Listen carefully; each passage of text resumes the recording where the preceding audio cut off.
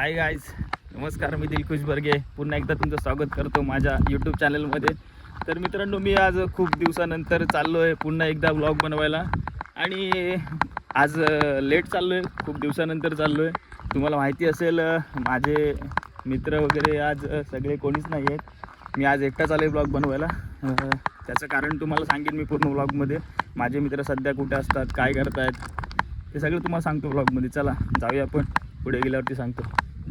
तर मित्रांनो, आज मी एकटा चालू आहे व्लॉग बनवला. याचं तुम्हाला कारण सांगतो. कारण आज जे माझ्यासोबत मित्र असायचे ना, आदेश असायचा, त्यानंतर ऋषी असायचा, त्याच्यानंतर गौरव असायचा, ओंकार असायचा, आयुष असायचा. तर मित्रांनो, सगळे ते ना आता ओंकार, आयुष आणि आपलं जर बघायला गेलं तर ते 12वीला होते, गौरव 12वीला होता. आणि सगळेजण आता ते पास झालेत. आणि पास झाल्यानंतर आपल्या कोकणातले 70% तुम्हाला माहिती आहे.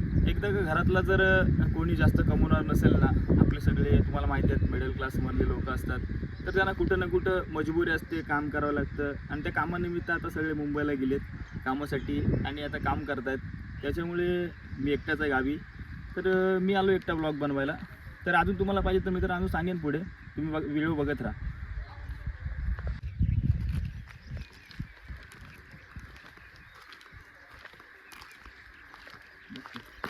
तर मित्रांनो, हे तुम्ही बघत असाल, ही आपली सगळी भात शेती इथे लोक करतात. हे बघा, भातसाठीसाठी पहिली अशी जमीन इथे जाळली जाते, त्याच्यानंतर इथं भात पेरणी केली जाते. आणि भात पेरणीनंतर मग काही दिवसानंतर आता पेरणी चालू होईल. मित्रांनो बघा तुम्ही, हे शेतामधून असा चांगला रोड गेला आमच्या इकडून. त्यानंतर एवढी सगळी पूर्ण आमची शेती आहे, सगळी लोक भात शेती करतात. आणि या भात शेतीवरती सगळं आमचं गाव देखील अवलंबून असतो. आणि भात शेतीतून चांगल्या लोकांना उत्पन्न होतं. वर्षभर आम्हाला तांदूळ विकत घ्यायला लागत ना मित्रांनो. तर आता थोड्या दिवसांनी आता मे महिना देखील संपत आला आहे. आणि आता शेवटचे 1-2 दिवस राहिलेत बाकी. त्याच्यानंतर पुन्हा एकदा चालू होईल आपला पेरणीचा दिवस आणि इथं भात पेरणी चालू होईल. दाखवेन तुम्हाला पुढच्या व्हिडिओमध्ये मित्रांनो, तर बघत राहा. मित्रांनो, मी आता आपण जाऊया नदीवरती बघूया जरा काय काय बदल झालेत, काय काय चेंजेस झालेत. हवामान जरा देखील चांगलं आहे. तर नदीवरती जाऊया, बघूया काय काय मिळते आपल्याला बघायला. तर चला. तर मित्रांनो बघा, आपण फायनली नदीवरती पोचलोय.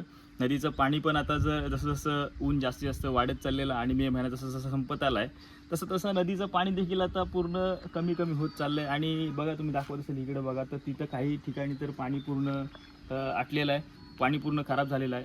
तर बघा इकडे देखील बघा. आणि वातावरण बघा, म्हटलं नदीवरती आलं ना, एकदम वातावरण एकदम असं जबरदस्त वाटतं. आणि इकडं मन रमवायचं असेल ना तुम्हाला, तर मित्रांनो इथे नक्की या.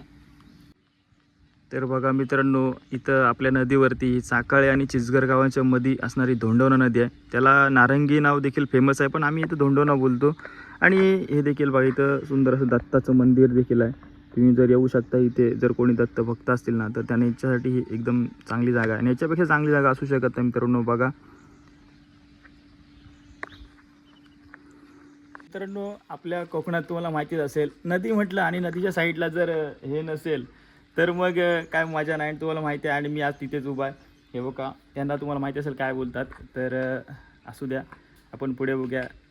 तर मित्रांनो, तुम्ही बघितलं असेल आजच्या ब्लॉगमध्ये मला जेवढं एकट्याला सांगता आलं, जेवढं काय दाखवता आलं, तेवढं तुम्हाला मी सांगितलं आहे. तर माझे मित्र जर असते, आज आदेश नाही आहे, ऋषी नाही आहे, आज ओंकार नाही आहे, गौरव नाही आहे, आयुष नाही आहे, तर सगळ्यांना मी नक्कीच मिस करतो आहे कुठेतरी. आणि जर ते असते ना मित्रांनो, तर नक्कीच या ब्लॉगला अजून बघायला मजा येईल असती. तर ते जर हा व्हिडिओ माझा बघतीलच नक्कीच. तर मित्रांनो, तुम्ही पण बघा आणि आवडलं तरच लाईक करा. चला, येतो आता, मिळूया नेक्स्ट ब्लॉगमध्ये. बाय.